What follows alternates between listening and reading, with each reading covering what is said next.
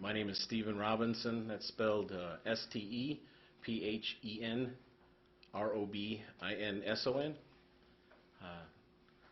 I've been very blessed to know Jay Boughton, not only as a friend, but as his brother-in-law. Jay was an amazing husband, a phenomenal father, terrific brother, a great son. And the world on Tuesday lost a truly wonderful human being in Jay Boughton. I'd like to start by thanking the Plymouth Police Department, Eric, the chief, and Mike, the lead investigator, all the other team members here. There's a lot of resources deployed on Jay's case, and a lot of investigators, policemen. So they've been with us every step of the way, from the scene of the event, the hospital, daily updates.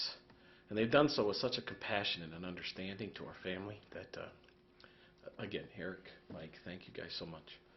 I would also like to thank the resources at Hennepin County that are involved in Jay's case, the Highway Patrol who was on the scene and helped, first responders on the scene that helped Jay.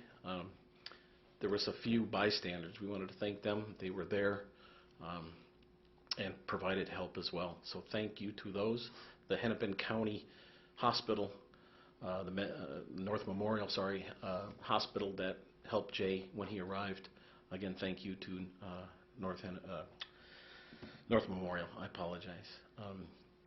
A big thanks to the communities of Plymouth, New Hope, and Crystal. The outpouring of support has been phenomenal, which goes to show you the type of person Jay was. It's been a really source of strength for the family at this very difficult time. So again, a sincere thank you. I think what the family needs right now, first and foremost, is your prayers. We ask for those. Privacy, we could use that. We need some time to begin the healing process. Time to heal, time to recover. And space. We could use the space to breathe.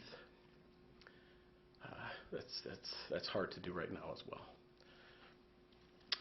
Jay Boughton was coming home from coaching his son's baseball game on Tuesday night. And he was shot. He was murdered, executed, for doing something most of us do every day, taking your child to an athletic event, a sporting event. So in that sense, we've all been there, and in a sense, we are all Jay, right? We do these things every day. Jay was a great man. This is the world we live in, people. Is this the world we want to pass to our children? Is it? Is it? I'm done. Eric, pick up. Thank you.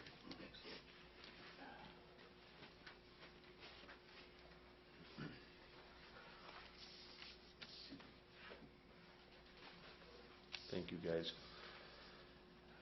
Well, I just want to take just a quick moment to provide just a couple updates from the police department side on the work being done by our detectives to locate the person responsible for Tuesday's shooting, and also make a request for help from all of you. Our detectives have been working extremely hard to determine a timeline of the events leading up to the shooting that occurred at Highway 169 Rockford Road last Tuesday night. We believe through our investigation that prior to the shooting, the suspect was driving westbound on I-694 from the area of Snelling Avenue in the city of Arden Hills.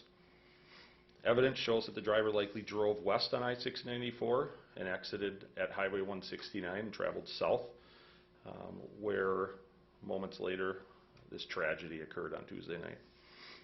I know that many drivers, many of us have personal dashboard cameras in their vehicles. Many commercial trucking companies utilize them as just a part of their routine business operations. And I want to ask anyone or any businesses that may have a dash camera installed in their vehicle,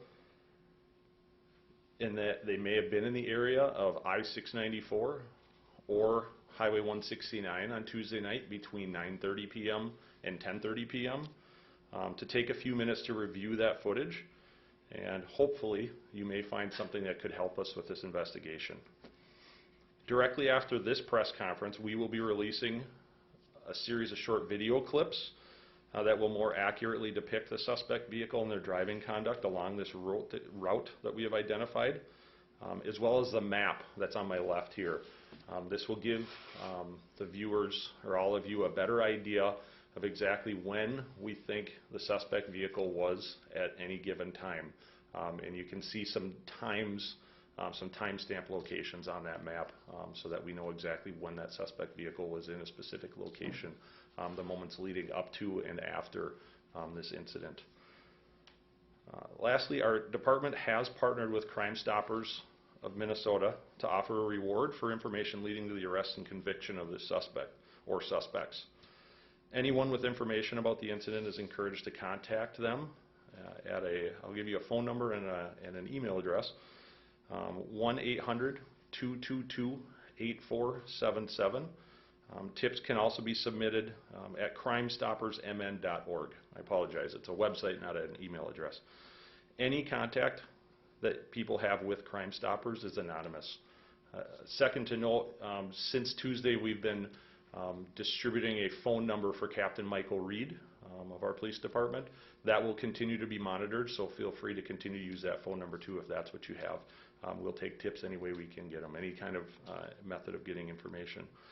In closing, I just want to ask that we all continue to respect the privacy of the Boughton family and all their friends and loved ones while they continue to work through this tragic loss of Jay. I don't have any words to express the heartbreak that we're all feeling for them at this time, and I just want to reiterate the ask that we don't reach out to them at any time for the time being, and just respect their privacy. That's all I have for right now. I don't have a lot more information in terms of status of the case investigation, but I can certainly take any questions that you guys may have. Chief, could you talk about just how labor-intensive this has been for your detectives, and how difficult this has been trying to get those images and find this? It's a very arduous task.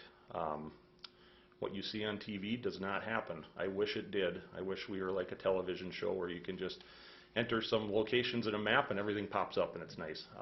But we're literally receiving large files of video clips, and at times, because Tuesday night was so rainy, the camera lenses are full of rain droplets. As you've seen from many of the pictures that we've been able to push out there, they're not very good quality.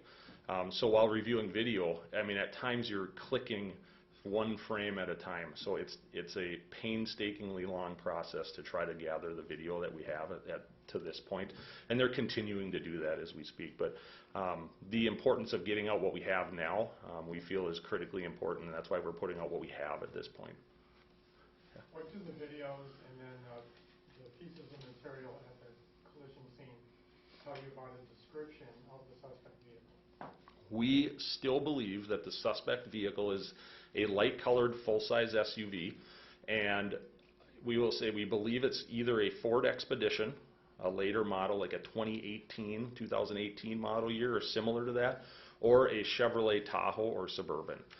We don't have, with the you have seen most of the clips. You understand what we're working with. Our detectives are still meeting with mechanics and experts, motor vehicle experts, to really try to narrow that down. But at this point, we do believe it's likely either a Ford Expedition, light in color, either white or silver, or a Chevrolet Tahoe or Suburban, that size big SUV. Can you even make out whether the suspect is male or female? We can't at this time. Do you think multiple people were in this vehicle? At this point, we don't know. And anything additional to that, I guess I can't really speak to it. Chief, could you talk about where in the video that you've watched and on that map there, where their paths crossed for the first time?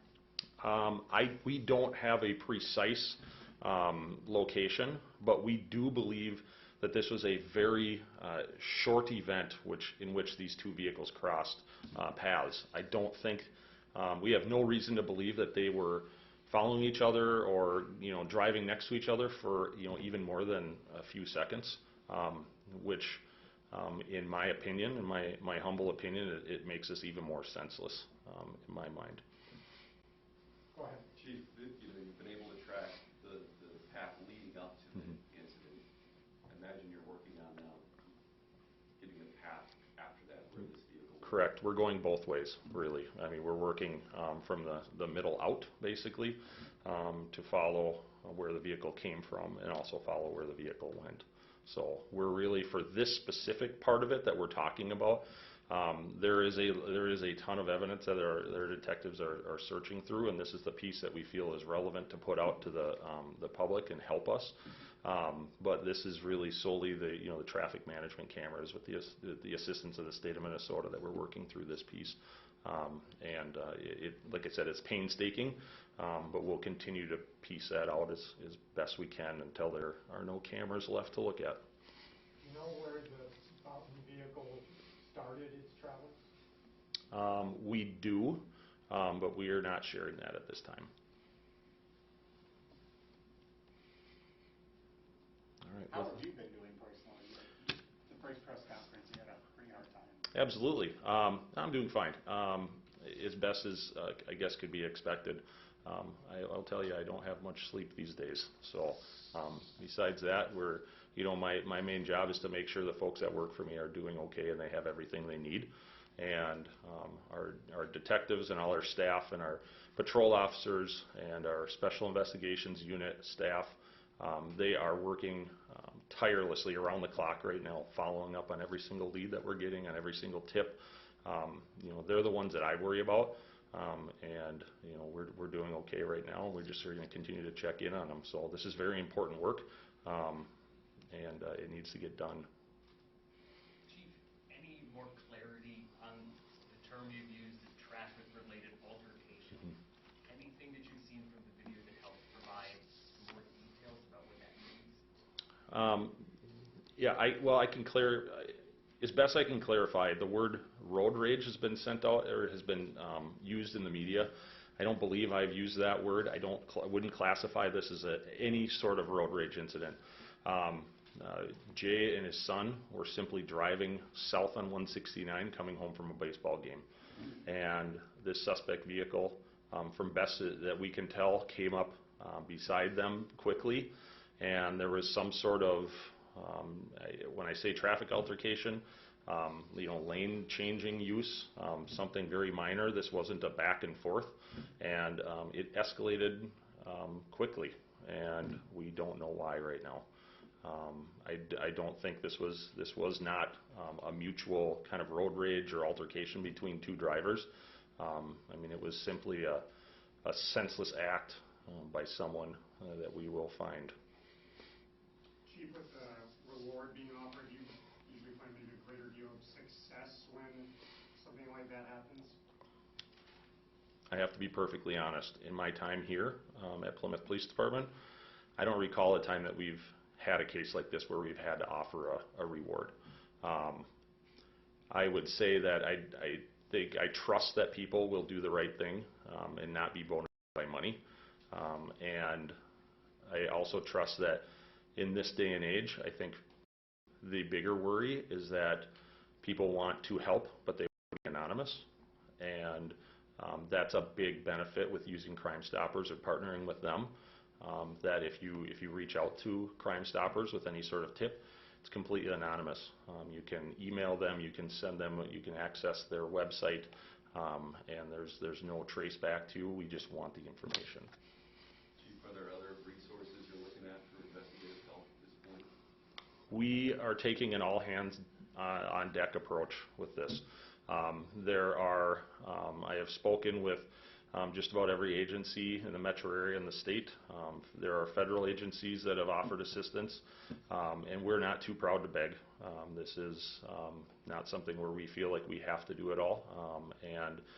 So we've had a lot of support from Hennepin County Sheriff's Office, from the State Patrol, from MnDOT, and the Hennepin County Attorney's Office. We've been in contact with them from the very beginning just for that guidance. As I've mentioned before, this sort incident doesn't happen every day in Plymouth.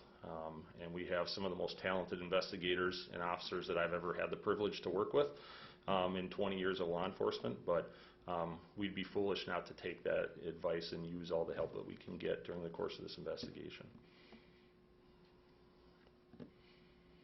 All right, with that, thank you all for coming.